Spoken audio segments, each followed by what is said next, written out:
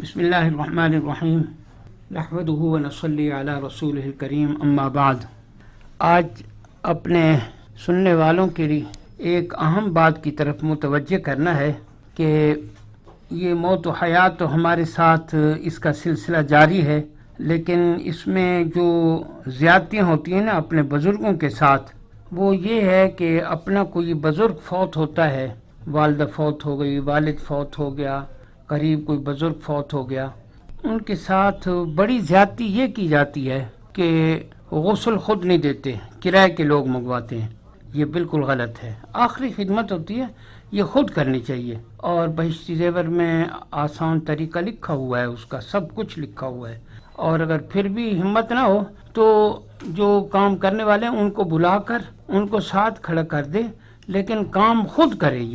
یہ آخری خدمت ہوتی ہے۔ ہم نے اپنے بڑے بزرگوں کو دیکھا ہے، وہ اپنے دوست احباب اور ان کو خود غسل دیتے تھے اور اس کا بڑا اہتمام کرتے تھے۔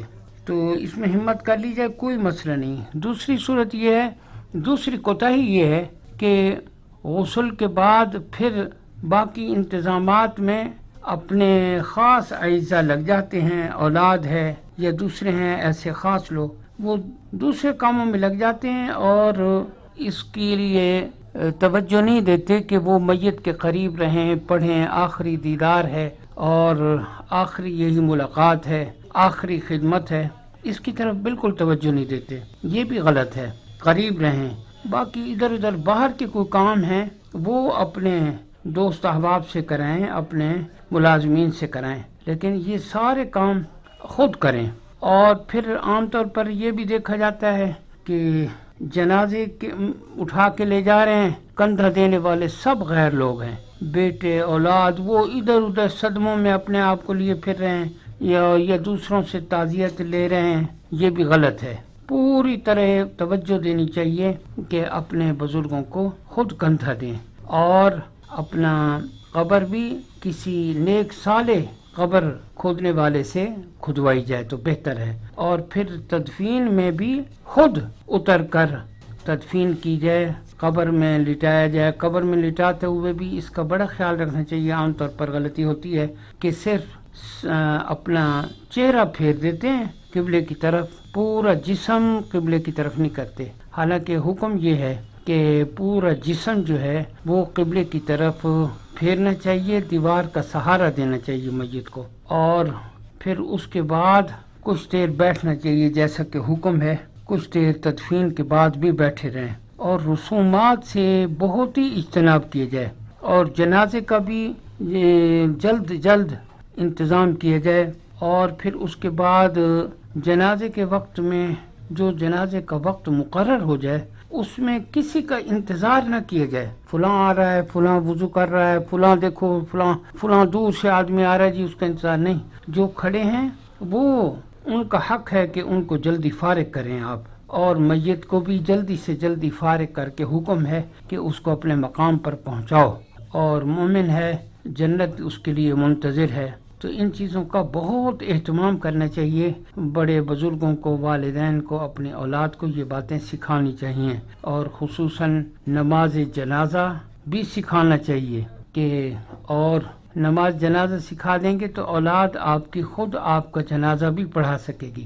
اور دوسرا اس کے بعد جو اہم بات ہے وہ یہ ہے کہ عام طور پر لوگ شروع میں کئی بہت محبت کا اظہار کرتے ہیں، تو ہم نے دیکھا کہ دن میں 2 مرتبہ قبر پر آ رہے ہیں، لیکن پھر وہی ان لوگوں کو دیکھا کہ سالوں گزر گئے پھر نہیں آتے۔ نہیں، اس کے لیے باقاعدہ ایک معمول بنایا جائے، جمعے والے دن کوشش کر کے ضرور جانا چاہیے۔ باقی رہا ایصال ثواب، اس کے لیے ایصال ثواب کے لیے بھی اپنا معمول بنا لیں کہ صرف 15 سیکنڈ میں 3 مرتبہ سورہ اخلاص قل هو اللہ احد کی صورت پڑھی جا سکتی ہے، جبکہ 3 مرتبہ پڑھنے پر حدیث شریف کے مطابق 1/3 قرآن کا ثواب ہے۔ تو یوں اللہ کے فضل سے 9 مرتبہ سورہ اخلاص کو پڑھ لے تو مکمل قرآن کریم کی تلاوت کا ثواب اپنے مرحومین کو بخشا جا سکتا ہے۔ ویسے تو بہتر یہ ہے کہ سورہ یاسین صبح پڑھ لی جائے، ورنہ ہر نماز کے بعد صرف 1 منٹ اس کا پابندی سے معمول بنا لیا جائے۔ ہمارے حضرت مولانا مفتی محمد شفیع صاحب رحمۃ اللہ علیہ کے متعلق سنا ہے بزرگوں سے. مفتی اعظم جو تھے پاکستان کے، ان کے والد گرامی حضرت مولانا محمد یاسین صاحب نور اللہ مرقدہ کہ جب آخری وقت تھا تو اپنے صاحبزادے حضرت مفتی محمد شفیع صاحب رحمۃ اللہ علیہ کو بلایا اور فرمایا محمد شفیع بھول تو سبھی جایا کرتے ہیں، تم ذرا دیر سے بھولنا.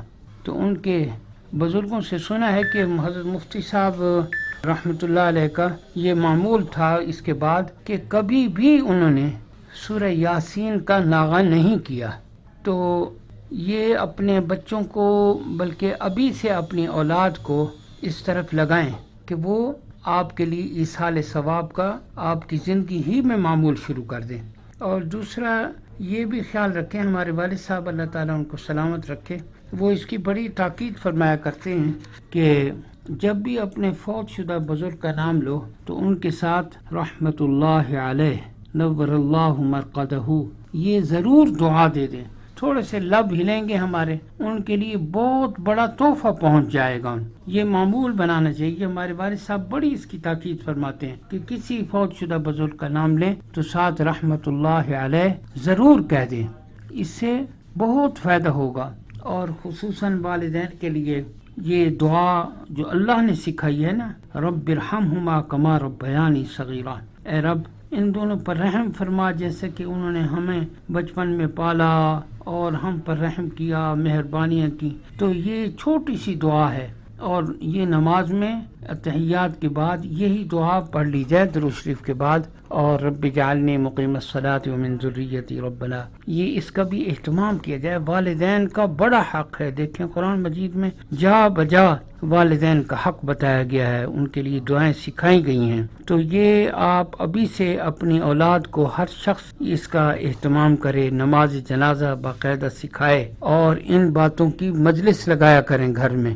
کیونکہ اور اپنی ضروری وصیت بھی لکھ کر رکھیں اور ضروری معلومات بھی اپنے بچوں کو دیں. مرنے کے بعد عام طور پر بچوں کو معاملات کا پتہ نہیں ہوتا، اس سے بڑی پریشانی ہوتی ہے. اور جائیداد بھی جو ہے اس کو بھی واضح کر دینا چاہیے وہ علماء اور مفتیان کرام سے پوچھ کر، تاکہ بعد میں کوئی جھگڑا فساد نہ ہو.